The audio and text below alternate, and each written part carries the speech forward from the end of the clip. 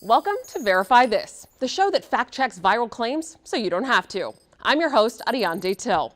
Our team of researchers, reporters, and producers are all across the country working hard to get verified answers to questions about this week's viral stories, including, were 15,000 Iranian protesters sentenced to death? Are applications for President Biden's student loan forgiveness program now closed? Are some forms of slavery still legal in most states?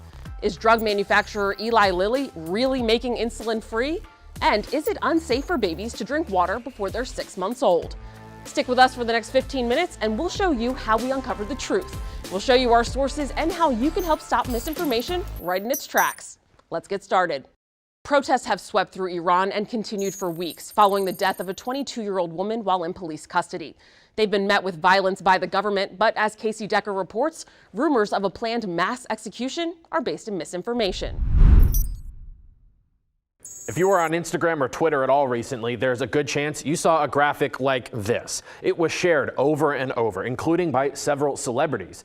It says, Iran sentences 15,000 protesters to death. And several of the posts warn of an impending mass execution. So is that true? Did Iran sentence 15,000 protesters to death? Let's verify. Our sources: United Nations Special Procedures, Iran Human Rights, and the Constitution of Iran. The posts mostly cite a Newsweek article with the headline, Iran protesters refuse to back down as 15,000 face execution. It claimed, quote, the country's parliament overwhelmingly voted in favor of the death penalty for protesters. Now, 15,000 is the estimated total number of protesters arrested in Iran in the week since citizens nationwide began taking to the streets to demand improvements to human rights and liberties. According to Iranian state media, hundreds of members of parliament signed a letter calling for arrested protesters to be harshly punished. But the letter doesn't mean they were all sentenced to death. First of all, the manner of punishment requested was not specified in that letter, only that it be, quote, a way that would serve as a good lesson in the shortest possible time. Second, and more importantly, Parliament does not hold criminal trials or issue sentences. The courts do. The letter was essentially a request to the courts. Now, we don't mean to downplay the potential impact of that request. A group of UN-affiliated human rights experts called the letter a, quote, blatant violation of the separation of powers. But it's not the same thing as the courts actually trying, convicting, and sentencing protesters. That is happening, though, and rather rapidly. The first known death sentence for a protester was reported this week, and many more have been charged with crimes that could also carry the death penalty. The group Iran Human Rights puts the number at least 20. Both Iran Human Rights and the UN experts say these charges and trials can come without warning or due process. The UN experts say the threat of the death penalty is being used by Iran to try to discourage protesters, who have continued to demonstrate anyway. So it is very much the case that any one of the 15,000 plus arrested protesters could be in danger of eventually receiving the death penalty. But they were not all already sentenced to death, and a mass execution has not been ordered. Newsweek has since issued a correction on their article, and several of the high-profile posts have been deleted. With your Verify, I'm Casey Decker. Next up, bad news for millions of Americans waiting for their student loans to be forgiven.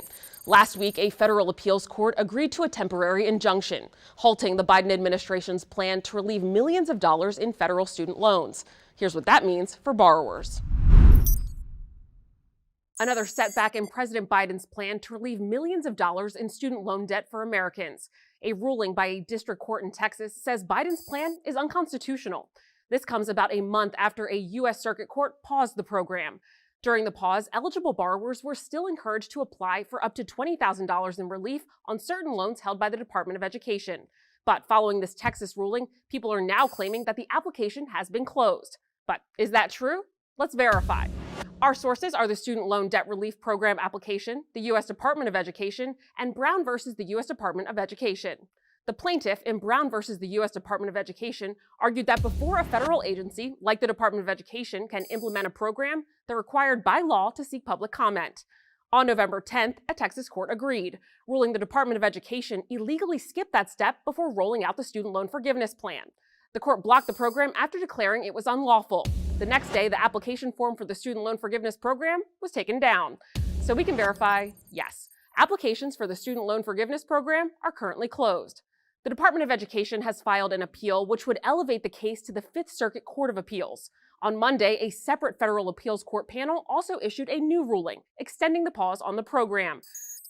More than 20 million Americans have applied for Biden's student loan forgiveness program, and tons of you have asked us to verify claims you've seen about the program.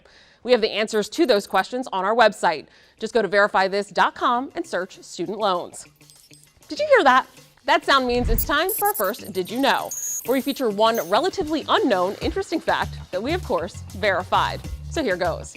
Former President Trump recently announced he's officially running for president again in 2024. But did you know that the only person to ever serve 2 non-consecutive terms as president was Grover Cleveland? It's true. Cleveland served as the 22nd and 24th president of the United States. If you liked that Did You Know, sign up for our daily newsletter. It has a new Did You Know every day, as well as 3 fast facts and more of our most recent stories. To sign up, go to verifythis.com/email. During this year's midterm elections, voters across the country weighed in on several state and local ballot measures. And in many states, one issue on the ballot was slavery. Casey Decker explains why. Slavery may sound like an issue of the past, but ballot measures in 5 states show it remains relevant in 2022. You might have seen this viral tweet out of Memphis announcing that slavery has just now been banned in Tennessee. Some people replied to that tweet saying, as surreal as it sounds, slavery remains technically legal in the vast majority of states. So is that true? Are some forms of slavery still legal in America? To verify, we read the U.S. Constitution, several state constitutions, and the ballot measures in question. And we spoke with one of the lead supporters of those measures. The form of slavery that most people are familiar with in American history, where human beings could be considered legal property, is called chattel slavery.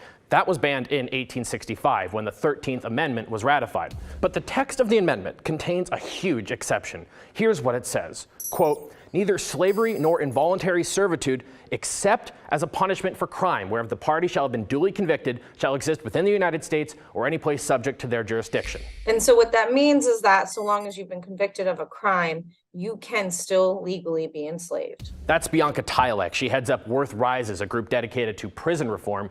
She says because of this exception clause, prisoners can be forced to work for little or no pay. So she and others are backing federal legislation to remove that clause. To do so would require another national constitutional amendment. Advocates are also working to change state constitutions, many of which have similar language. Across the U.S., there are some states that explicitly allow slavery according to the same exception clause in the 13th Amendment. Others are silent on the issue, which means that the 13th Amendment basically reigns for all of its citizens. And that's how we ended up with ballot measures like the one in Tennessee and 4 other states in this election. Voters approved all but one of them. 3 other states passed similar measures in the last 4 years. Prior to that, only Rhode Island had explicitly banned all forms of slavery. Outside of those 8 states, slavery is certainly legal. So we can verify, yes, some forms of slavery are still legal in America. Now, even in those 8 states, prison labor has actually largely continued as normal. Many states argue that requiring prisoners to work or face punishment still wouldn't legally constitute slavery. Those arguments will have to be hashed out in court. But in the meantime, advocates say removing any exceptions and unequivocally banning slavery is simply an important human rights issue. With your Verify, I'm Casey Decker. Are you following us on TikTok yet? Well, you should be. We post explainers on new legislation, and we fact-check claims that go viral on the app. Our most viewed story this week shows you how we verified the viral video claiming to show election fraud in Texas was actually fake. To check out the full video, search for Verify This on the app. And don't forget to click that follow button so you're the first to see what we post next. Next up, speaking of social media, Twitter has been the platform to watch this past week. Since Elon Musk took over as CEO, things have been a little crazy over there on the Bird app, with misinformation spreading like wildfire. One of the big claims, drug maker Eli Lilly is making insulin free. Great news for people with diabetes who spend hundreds of dollars on the drug each month, but bad news for investors. Brandon Lewis clears up this viral claim. Insulin is a vital medication to help people with diabetes control their blood sugar levels. It's also very expensive, costing hundreds of dollars without insurance, and even people with insurance can pay more than $100 a month. So people on Twitter were understandably excited when they saw a viral post that claimed drug maker Eli Lilly & Co. is making insulin free. So let's verify. Is Eli Lilly making its insulin free? Our sources are Eli Lilly, Twitter, and the Kaiser Family Foundation. The viral tweet was posted from an account that is sporting a blue checkmark once reserved for official and verified accounts, like this one for Verify. But soon after Elon Musk took over the social media company, he started a policy that allowed anyone willing to pay $8 a month to get verified, even if the account isn't really who they claim to be. This prompted parodies like these of Musk and this account that isn't really Eli Lilly. The company issued a statement saying the post about free insulin was from a fake account and reminded users of the company's real social media handle, @LilyPad, which did not contain an announcement about free medication. Twitter later suspended the fake account and a second parody account that posted a fake apology. So, no, Eli Lilly is not making its insulin free. Eli Lilly says it offers an insulin value program which caps the cost of insulin at $35 through the end of the year for most users. With your Verify, I'm Brandon Lewis. Next up, adults are often encouraged to drink several glasses of water a day to stay hydrated. Lord knows I try my best to get in my 8 glasses, but viral posts say giving water to newborn babies could actually kill them. Verify spoke to pediatricians to get you the facts about this scary claim. Bringing home a baby comes with a steep learning curve, and nobody hands you a how-to manual. But there's a lot of advice being doled out on social media. Multiple posts on Twitter recently went viral, claiming that giving water to babies before they're 6 months old is potentially dangerous. But is that true? Let's verify. Our sources are the American Academy of Pediatrics, Children's Health of Orange County, and Dr. Jasmine Pendergrass, pediatric chief resident at Baylor College of Medicine, Texas Children's Hospital. Babies under 6 months old should only drink breast milk or formula, according to the American Academy of Pediatrics and Children's Health of Orange County.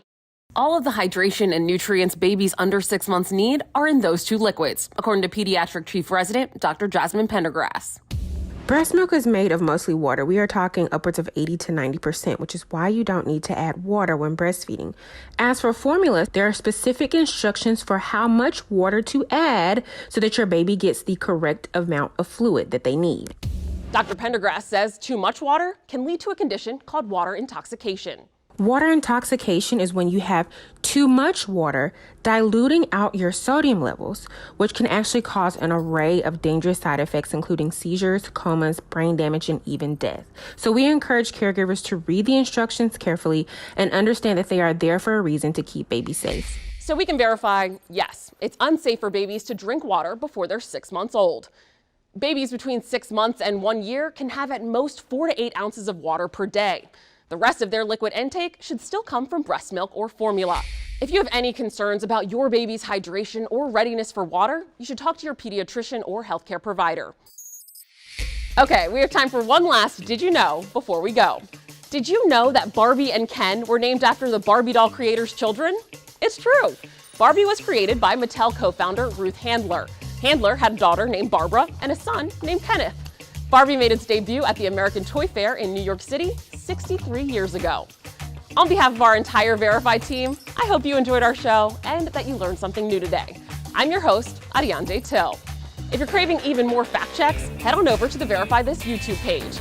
That's where you can find bingeable fast facts, extended interviews with our experts, and lots of fact checks. And while you're there, don't forget to hit that subscribe button. As always, if there's something else that you want us to verify, just send us a text at 202-410-8808. And if you send us your question as a video, you could end up in the show. Our number is still on your screen, so make sure you lock us in, and we'll see you back here next week with answers to more of your questions verified. For more episodes of Verify This, go to our video on demand. Click shows at the top of your screen, and there you'll find past episodes of Verify This, plus other shows on demand.